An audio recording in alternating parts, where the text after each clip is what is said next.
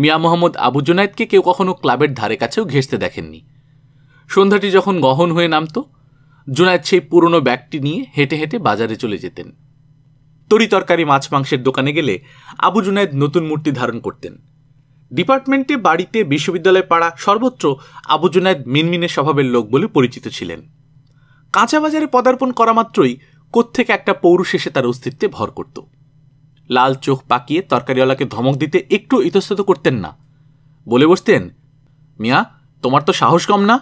এই পচা পটলের কেজি 14 টাকা দাবি করছো? তোমার জেল হওয়া উচিত।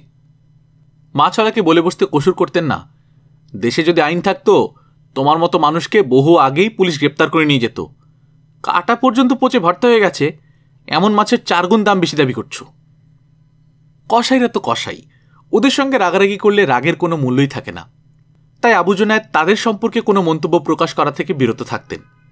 তিনি মাংস বিক্রেতাদের ধারে কাছে যেতেন না, কারণ নুরুন্নাহার বানু মনে করতেন আবু জুনায়েদের তাজা মাংস চিনে নেওয়ার ক্ষমতা নেই। আবু জুনায়েদ রসায়ন শাস্ত্রের অধ্যাপক। রসায়ন বিষয়ক গবেষণাটা তিনি কাঁচাবাজারেই চালাতেন। কাঁচাবাজারের প্রায় সমস্ত দোকানদার নিত্যদিনের ওই মহামান্য খদ্দেরটাকে চিনে নিয়েছিল। এই ভদ্রলোকের হাঁক ডাক দরাদরির বহর এত প্রকাণ্ড ছিল যে যদি সম্ভব হতো সকলে মিলে এই আবু জুনায়েদের বাজারে প্রবেশ বন্ধ করে দিত। দোকানদারদের সেরকম কোনো আইন পাশ করার ক্ষমতা থাকলে আবু জুনায়েদের যাওয়া লাটে উঠত। পাক্কা 3টি ঘন্টা কাটিয়ে ব্যাগ ভর্তি বাজার নিয়ে তিনি বাড়িতে ফিরতেন। আসার সময় তিনি রিকশায় চাপতেন। বাজারের ব্যাগ রান্নাঘরে রেখে বাথরুমে ঢুকে অনেকক্ষণ কোঁত কোঁত শব্দ করে শরীর থেকে কাঁচা বাজারের স্পর্শদোষ মুছে ফেলতে চেষ্টা করতেন। বাথরুম থেকে বেরিয়ে তিনি বাড়িতে কাঁচা পাঞ্জাবি পায়জামা পরে একটু ফুরফুরে হয়ে ওঠার চেষ্টা করতেন। টেলিভিশন খুলে বাংলা সংবাদটি মনোযোগ দিয়ে শুনতেন। সংবাদের পরে যখন নতুন কোনো প্রোগ্রামের দিকে দৃষ্টি যোগ করতে চেষ্টা করতেন, সেই সময় নুরুন্নাহার বানু কিলচড় দিতে দিতে কলেজ পড়ুয়া মেয়েটিকে খাতা বইসহ আবু জুনায়েদের সামনে বসিয়ে দিতেন। অগত্যা আবু জুনায়েদকে মেয়েটিকে ক্যালকুলাস এবং ইংরেজি ব্যাকরণের টেন্স, নাম্বার, জেন্ডার এইসব শেখাতে হতো। রাতের খাবার খেতে কোনোদিন 10টা বেজে যেত। খাওয়ার পর তিনি চুকচুক করে 1 গ্লাস দুধ পান করতেন।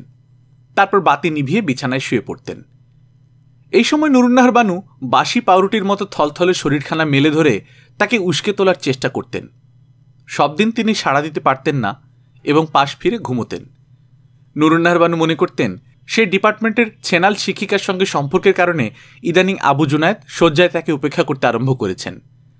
আবু জুনায়েদ ঘুমিয়েই নাক ডাকতে শুরু করতেন। নুরুন্নাহার বানু ভেতর ভেতরে রাগে ফুঁসতে থাকতেন। আবু জুনায়েদের ঘুমটা গাঢ় হয়ে এলে ঠেলা দিয়ে তাকে জাগিয়ে দিয়ে গন্ডারের মতো নাসিকা গর্জনের জন্য আধা রাতে ঝগড়া লাগিয়ে এক ধরনের তৃপ্তি অনুভব করতেন।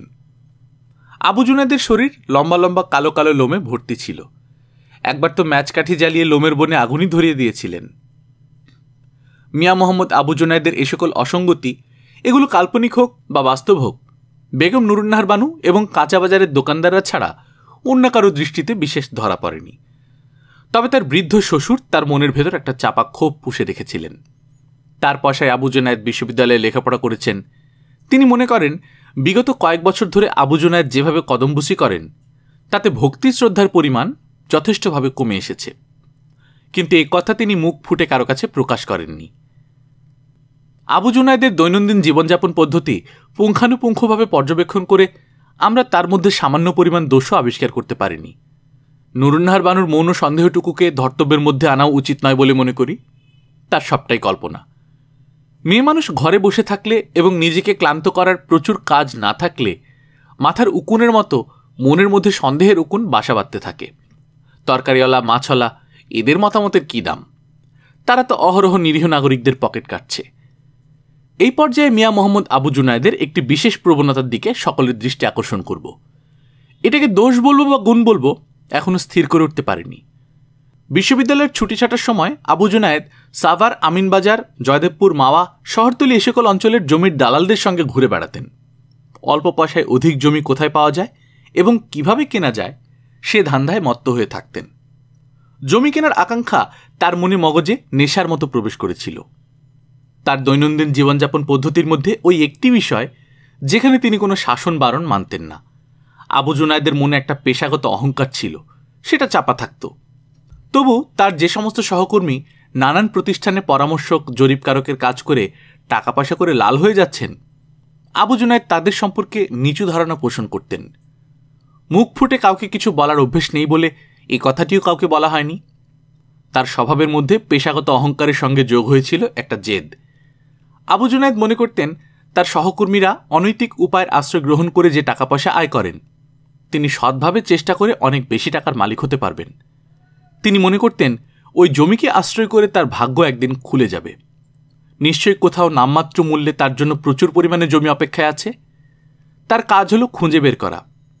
খুনোখুনি কিংবা অন্যরকম গণ্ডগোলে বিশ্ববিদ্যালয় বন্ধ হয়ে গেলে আবু জুনায়েদ ভীষণ খুশি হয়ে উঠতেন। দালালদের নিয়ে তিনি দূর দূর অঞ্চলে জমির সন্ধানে পাড়ি জমাতেন। তার বাড়িতে নানা আকার নানা প্রকারের দালাল হরহামেশা লেগেই থাকত। তাদের কারো কারো পায়ে রবারের পামশু, মুখে গুছি দাড়ি, কেউ ছাতাটি বগলে নিয়ে গুটি গুটি পায়ে ড্রয়িং রুমে হানা দিত। আবু জুনায়েদ এই ধরনের লোকেদের ভারী সমাদর করতেন। পরীক্ষার প্রশ্ন করে খাতা দেখে অন্য বিশ্ববিদ্যালয়ের বহিরাগত শিক্ষক হিসেবে যে মাস মাইনের বাইরে যে টাকা তিনি আয় করতেন, তার প্রায় সবটাই দালালদের সেবায় ব্যয় করতেন। পারলে মাস মাইনের টাকাটাও দালালদের পেছনেই ঢেলে দিতেন। সেটি সম্ভব হয়নি, কারণ সব টাকাটা নুরুন্নাহার বানুর হাতে তুলে দিতে হতো। দৈনন্দিন হাত খরচ টাকাটাও তার স্ত্রীর কাছ থেকে চেয়ে নিতে হতো।